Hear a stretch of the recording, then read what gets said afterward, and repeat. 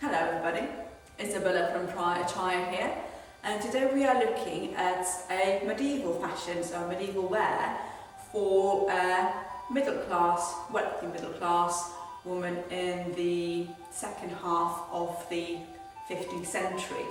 Mostly, I'd say about 1460s, 1470s. More or less, the fashion didn't really change that much, especially for a middle class. So yeah, it's quite cold here, so let's be about it. As usual, the first layers are woolen hose, quite worn, I'm afraid, held up with a garter. But that hose has served me since, oh my goodness, since I was about 22, so that's just over 20 years already, 25 years now. But it's still there.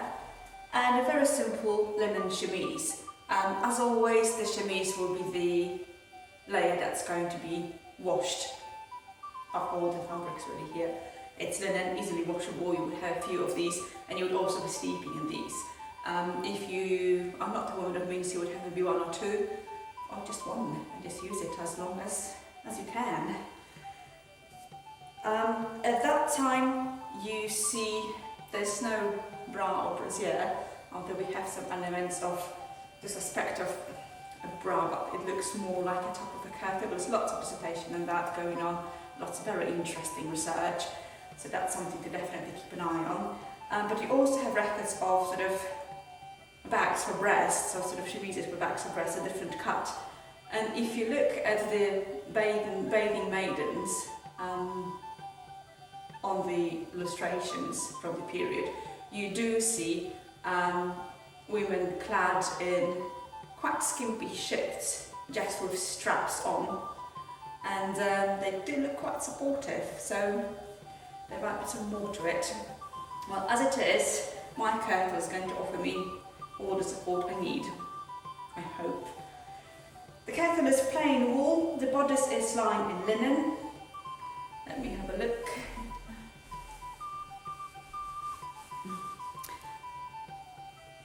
And the tie is linen as well. It doesn't have any stiffening at all, and the bit that is getting quite revolutionary is cut off the waist. Previous medieval kirtles are cut without waist seam, or if there is a waist seam, it's usually not the structural one, it's just piecing. But these ones have skirts that are gathered to the bodice. This style started resurfacing in the middle 15th century. Very much showing us the change that will lead to later kirtles with different bodices. Let me dive into it.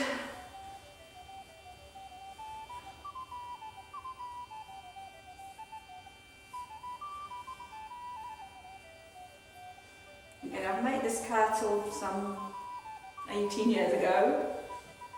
I might have to loosen up the lacing a bit first. Done. And it's all completely hand stitched. And although it's quite a lot of people say, oh, hand stitching takes forever. But to be honest, once you know what you're doing, yes, it takes definitely much more time than stitching on a machine. But you can make a kirtle like this easily in one day. So as long as you have the time for it, you're good. And I've made several other gowns as well. Yes, it takes longer if you have full lined garments, but especially if you're working with your women, so 2, 3, 5 people working on the same gown, it's actually not too bad. Right. Can we do it?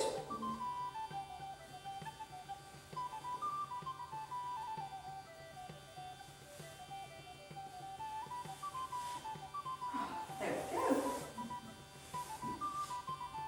I just had a steroid injection on my shoulders. It's a bit stiff and hurting. You can actually see it's starting to blaster from yesterday. I'm not supposed to be doing an exercise or carrying weights, but this is not an exercise. the tedious part is lacing everything, and I'm not sure why I laced it from the bottom, sorry, from top to bottom, should be the other way around. But I did, so I'm going to stick with it. And lacing at the time, you can see evidence for both spiral lacing as well as crisscross lacing. I will see if I can get a couple of pictures here. And both would work quite well, really.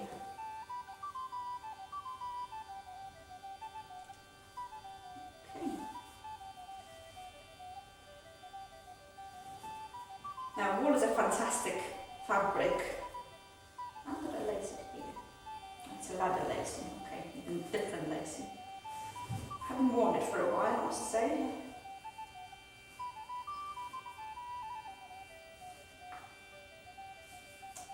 Okay.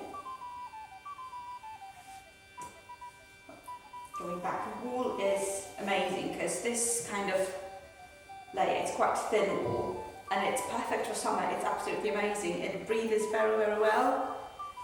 So you don't want to get sweaty in it. It keeps your core temperature. So that sort of layer you would see a lot in peasant clothing, 15th, 16th century. It was just very comfortable and very practical. For winter, I would be going for thicker wool and possibly skirts lined as well.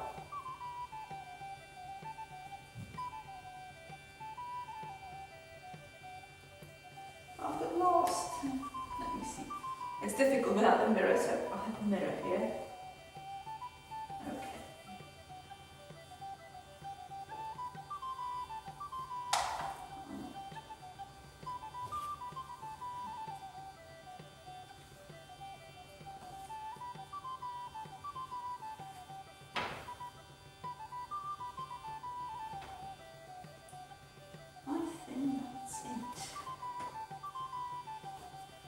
Right,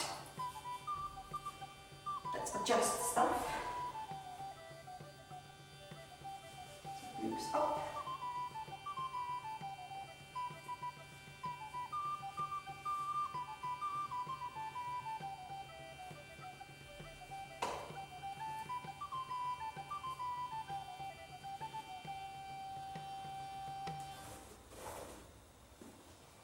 A little bit more.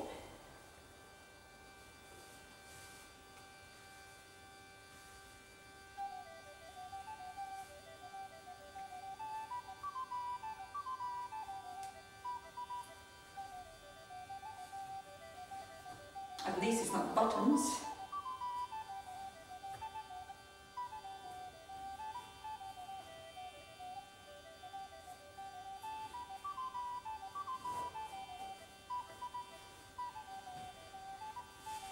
Oh yeah, mostly done. As I said, I made this one about 18-20 years ago. And I still fit in it. It's actually a little bit too loose. It used to hold me quite nicely, but not anymore. But as you can see, there's no other support. I'm not wearing a bra, and I'm 34F. This could do with being a little bit tighter, but support. A well-fitted kirtle will go a really long way, but it does have to be well-fitted. So this one and an apron would be sort of an everyday attire for wandering around the house and doing some work at the house or whatever you're managing. And that would not be dissimilar to throughout the layers of society, throughout the strata of society.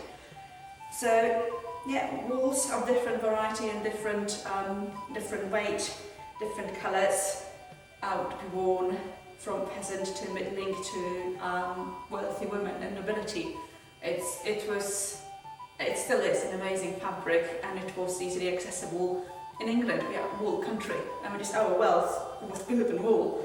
So that would be available to most people. Yes, the quality would be very different, and the colours would be very different.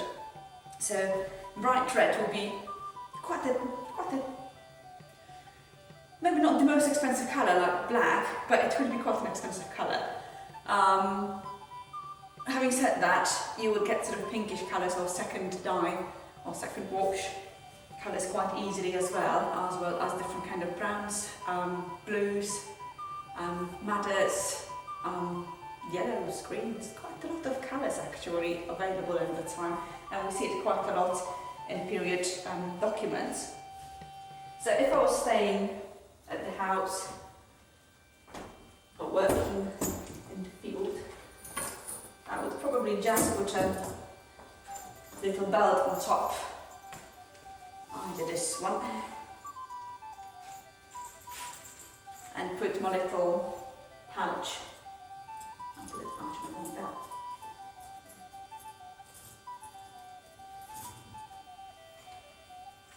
And obviously shoes on. So court shoes really. And that would work. You can put your sleeves on, that would be pinned. Later on you will have laced a sleeve, so you can actually have posher sleeves like these being placed to your kirtle and wear a robe over that, and that would be much more accessible to middle class women in silk because they're just scraps of silk really. So you could get sleeves as a gift from the lady you're serving, as a gift from a lover, green sleeves. Or you just get a little fabric left over from your best Sunday gown, so you make nice sleeves, and these would be sort of swapped quite a lot, and you can see it a lot as well. A nicer belt, the belts we see more towards the end of the century, would be this side. You see them quite a lot in Baden portraits, and my outfits for today was really influenced by that. I can put a hood on, I can drape a nice frilly handkerchief on my head. I'm horrible at draping, but again these kind of bits, I possibly would remove my coil for my bits. But you can see a lot of draped veils like this in Flemish portraits. Now, let us put a gown on, but before that let's put shoes. Now these are sort of my court shoes. Fashionable, quite worn, but one of my favourite late 15th century shoes. With slightly elongated noses, so they pull in, so it could be quite long at that time. Mine are not as fashionable as that, but they do have a nice cut-out pattern in here. So they're all leather, nicely binded with leather, and they are hand-stitched as well. But historical shoes. It's one of my favourite.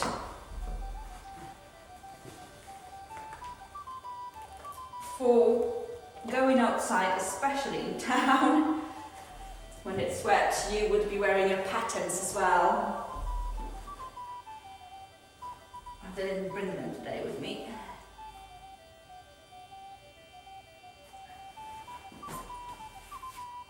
Right, shoes on. And a gown. We have lots of different varieties of gowns, and they are wool, silk if you can afford it, but even then wool is perfect for most seasons. This one is quite a heavy garment and it's almost circular. Lots and lots of fabric here. So it's wool and it's lined with sort of tawny linen and bordered with a little bit of fur. For a winter gown, this could all be lined in fur, and you see that a lot again in Baden portraits. Now, how do I get into it without injuring my shoulder?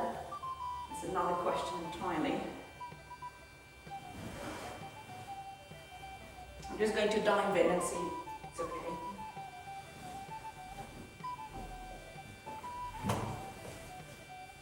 Okay, one hand is in. So cuffs have the fur decoration as well.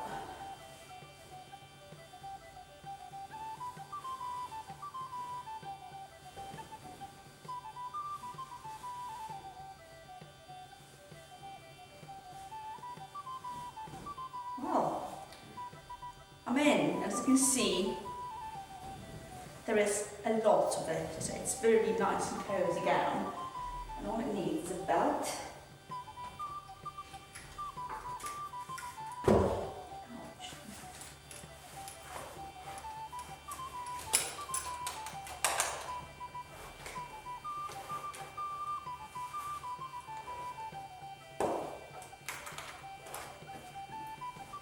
And let's distribute the folds nicely.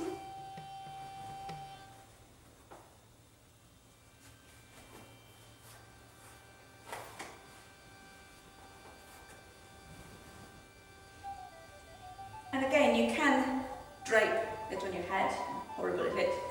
But if I was going to court or to church or to visit a customer of my husband's, I just wanted to look my best, I would put something more fashionable on my head, which would be a little hennin. This one already has bells attached. Where did we get it? There we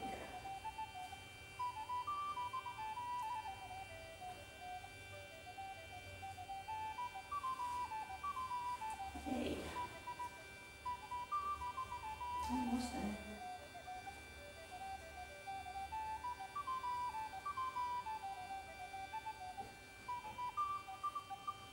Pins everywhere. That's better.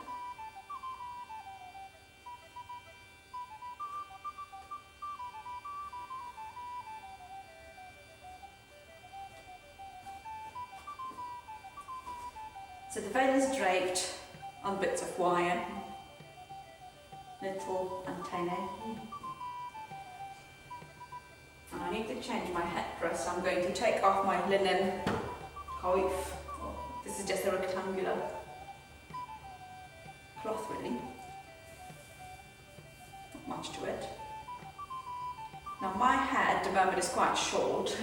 That's because I've escaped from a convent. I was supposed to be joking. Not suited to a convent life. I would have escaped if I were ever put there. So with a couple of options actually. We can put a little fillet on, and this you can see quite a lot on younger girls as well without any other decoration. Would be just a velvet band, a little loop and ties at the back to keep your hair somehow from your face.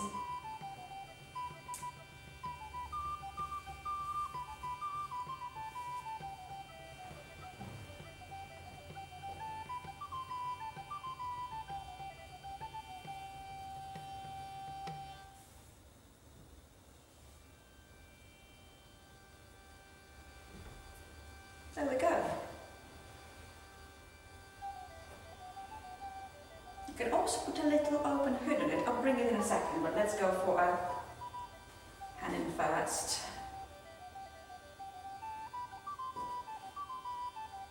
My hair should be higher up, but let me see.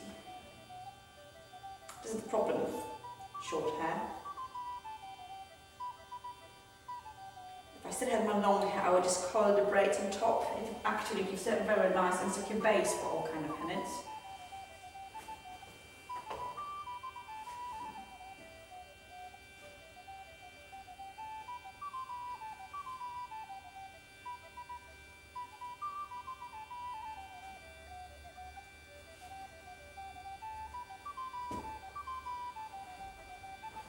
There we go. A bit more fashionable woman.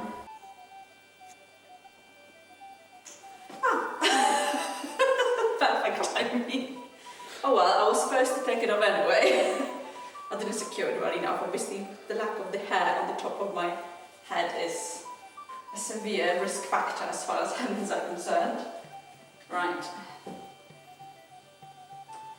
Now this is a little bit simpler, and this is just a headdress that evolved from just simple hoods, and I can still wear hoods like that. And these will remain in use for the next 50-60 years really, because they later evolve into the different hoods and fashions.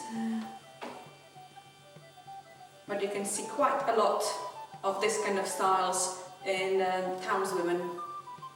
So that I would just sort of pin, where's my pins? I would just pin the veil, and it could be either velvet like this one or wool really as well. And I would just pin it to my fillet.